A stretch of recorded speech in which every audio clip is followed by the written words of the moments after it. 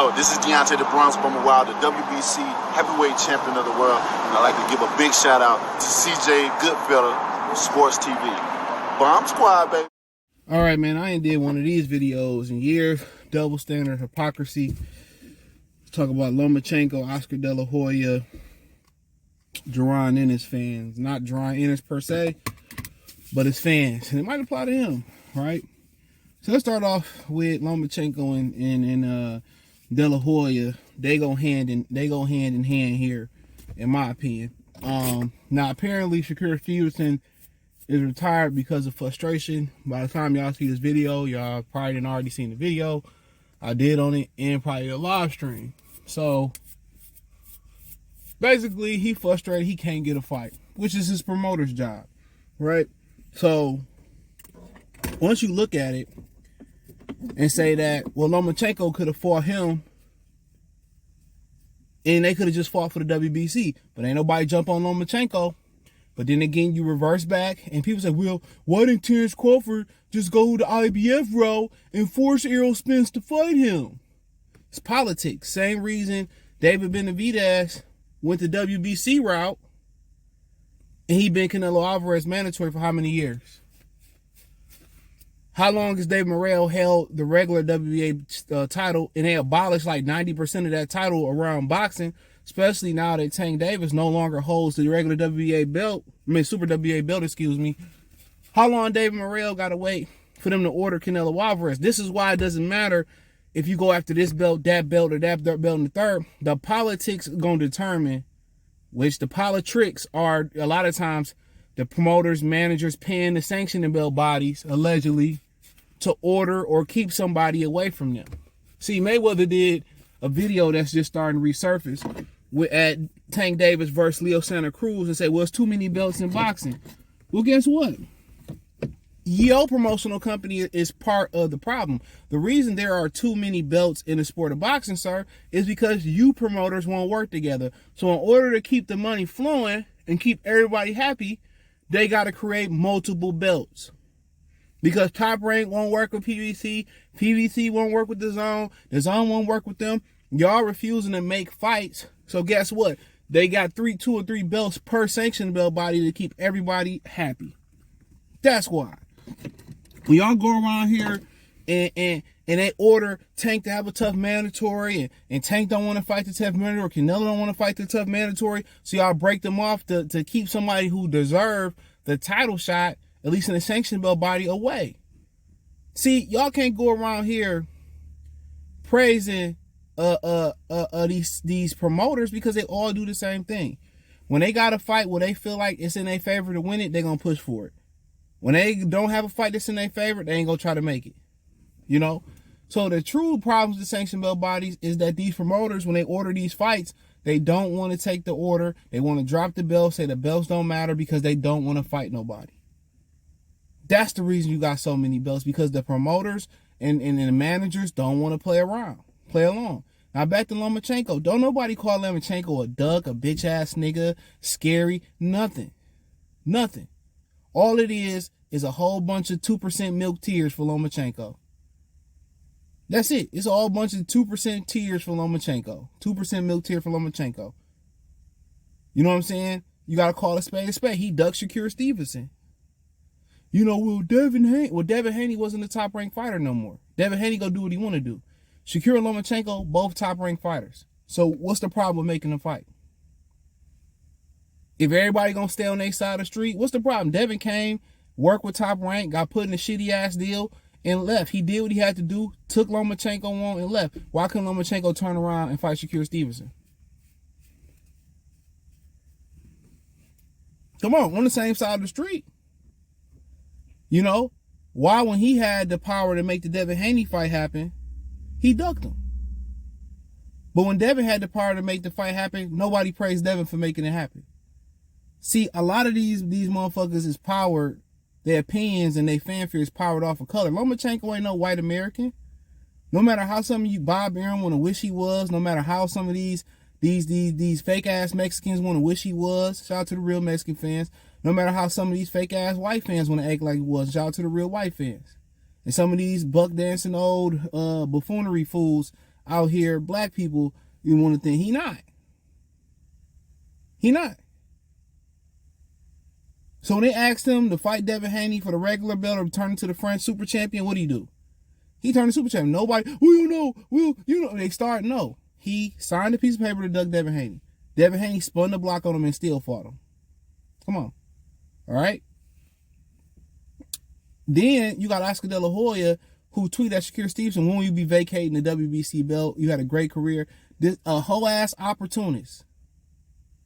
No, I don't like nothing that Oscar De La Hoya been doing in boxing. Them shitty ass undercards y'all got to sit through.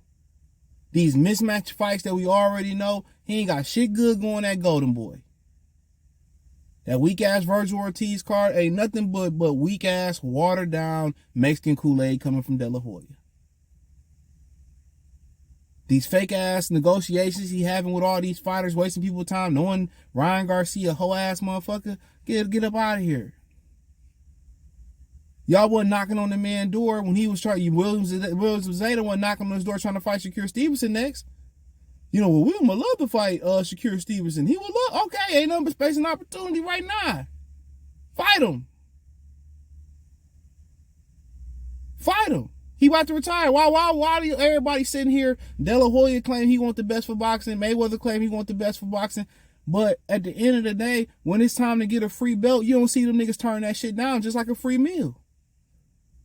When Devin Haney had the Super WA belt, where was Floyd Mayweather sitting here standing on business, being a real voice of boxing? You think Muhammad Ali would condone this whole ass shit? This is why he ain't nowhere near TBE. How they move and tank is how he wish he moved his whole career, which is like a bitch. And I said what I said. I said what I said. Oscar De La Hoya ain't no different. He moving the same bitch-ass way Mayweather is. Just with a coke and a smile. When the fight makes sense financially for Golden Boy, he'll work with Al Heyman. But that's some whole ass shit. And if anybody condoning him saying, oh, Shakur, when you gonna drop the belt so I can get Williams a pay or this guy an easy belt? He was a hoe. Instead of saying, oh, this man about to retire, let's see if we can make this fight. Man, anybody that got a belt by vacation season, it shouldn't even count as a world championship, bro. Unless they ordered you to fight the number 2 or the next highest rated guy. Anybody that's gift wrapped the belt like that, bro, unless it's some Riddick Bowe, Lomachenko shit that Lomachenko did with that fake belt, and it's the real, I don't condone it. You ain't a real champion in my opinion. Until you fight somebody real. And that's messed up, bro. They're happy to get a Chuck E. Cheese belt. Get the fuck up out of here, bro. No cap. You know what I'm saying? Happy to get a Chuck E. Cheese belt. Shit sad. That shit real sad.